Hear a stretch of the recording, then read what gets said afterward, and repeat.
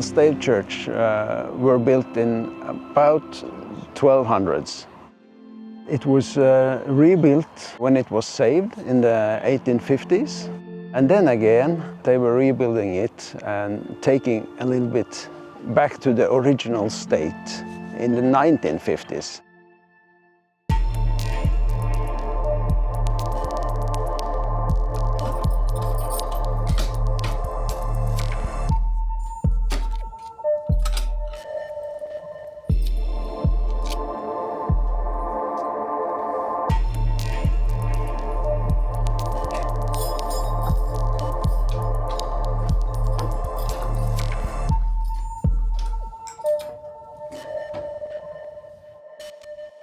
The stave churches are made entirely of wood. Without any nails, they were just made of huge timber. They use pine, very large pine trees, because they are self-preserved in a way. They contain so much oil that you don't need to treat them for years. Also, when you treat them, they last longer than other kinds of wood. And in Norway, we had a lot of wood, so it was a natural choice. When they rebuilt the church, of course they had to replace some pieces, but they preserved as much as they could and used them again. The outside are changed. It was updated in the 1950s, so everything we see outside have been replaced, but the inside have the original wall panels, and the size of them are quite impressive. They have replaced everything we can see outside, but they have rebuilt it in a manner to give it an impression and to make it so close to the original as they possibly can, as far as we know. It was in a bad condition, both in the 1850s and 1950s. And that's why they took it down and rebuilt it to make it last. This church is originally from the period when the Christianity came to Norway, and it was in a transition from the old mythology and to the new Christian faith. That's why we both have the cross, but also the dragon heads that will protect against spirits. So it was to make the people accept the new faith, because you could also recognize the dragons from the old period.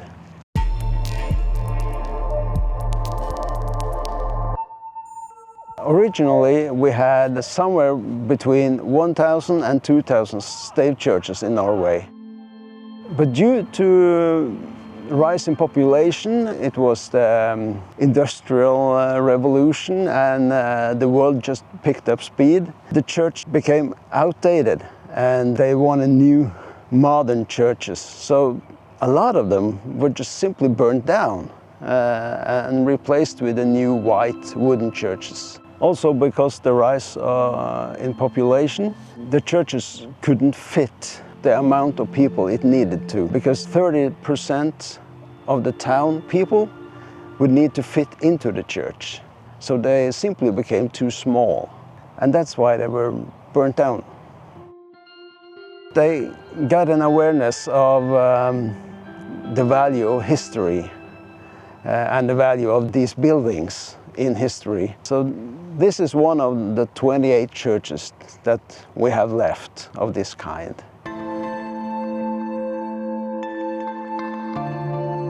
The state churches are especially protected by the National Trust of Norway.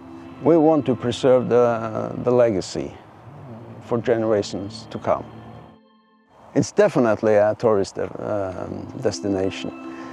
It's about 40,000 people who pay every year, and from the experience with these kind of locations, that means about 120,000 are actually visiting. We are proud of having it, and every time something happens to the church, you get all sorts of reactions. People really love their church. We can tell from the way they act if something happens to the church or they think something have happened to the church. Absolutely. It's very important to keep an eye on the shingles, especially on the roof, because they tend to crack, and sometimes a piece falls down, and then I need to be quite quick to replace it. Otherwise the roof can leak. So it's important to inspect the roof quite often.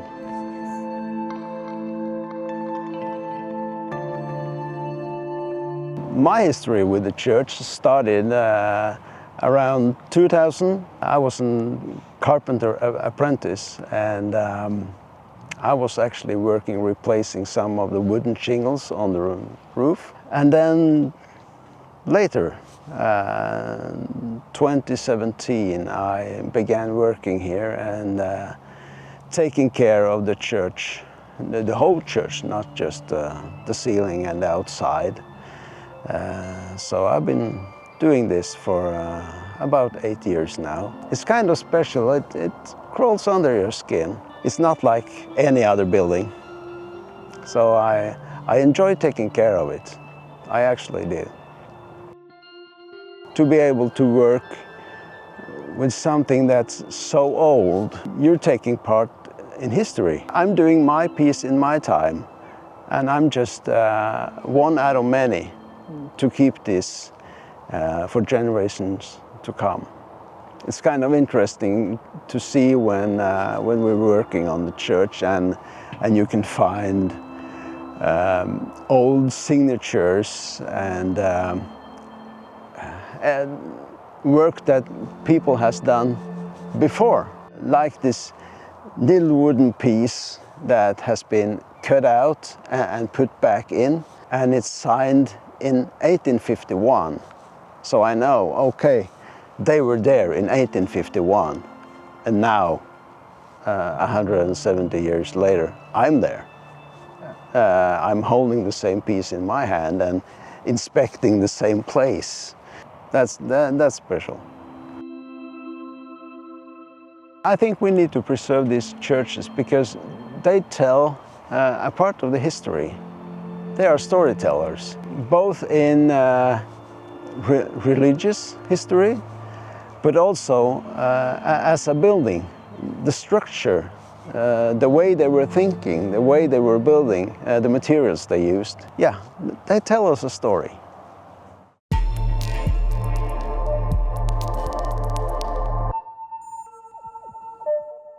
Well, there are quite big variations in how long the tar lasts. That's the black paint we see outside here.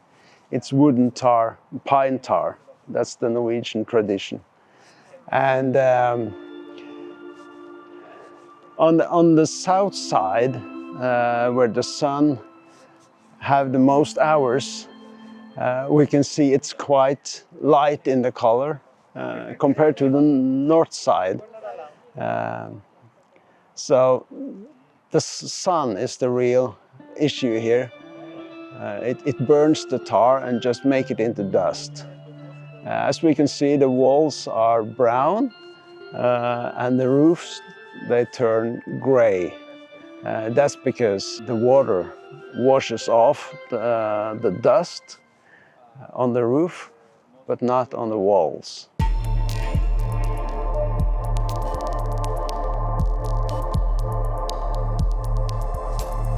That's the powder that the tar turns into because of the sun.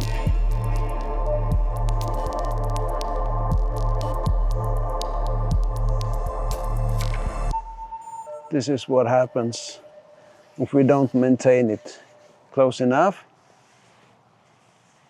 Looking at the church, I can see there's a lot of work that needs to be done. To be perfectly maintained, it needs to be all black.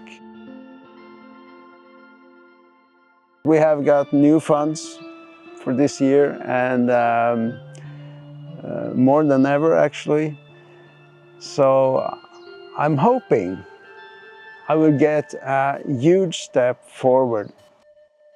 It's just a part of a long walk. So a huge step this year means I'm just on my way, I'm not done. I will never be done, actually. Like I said before, I'm just one out of many taking care of the church in my time. It's personal history for the local community because at birth you get baptized here, later you marry here, and then at the end you're lying down on the church ground. So it's a long history for the church, yeah, but also for the people. The saga of the church going on step by step, year by year.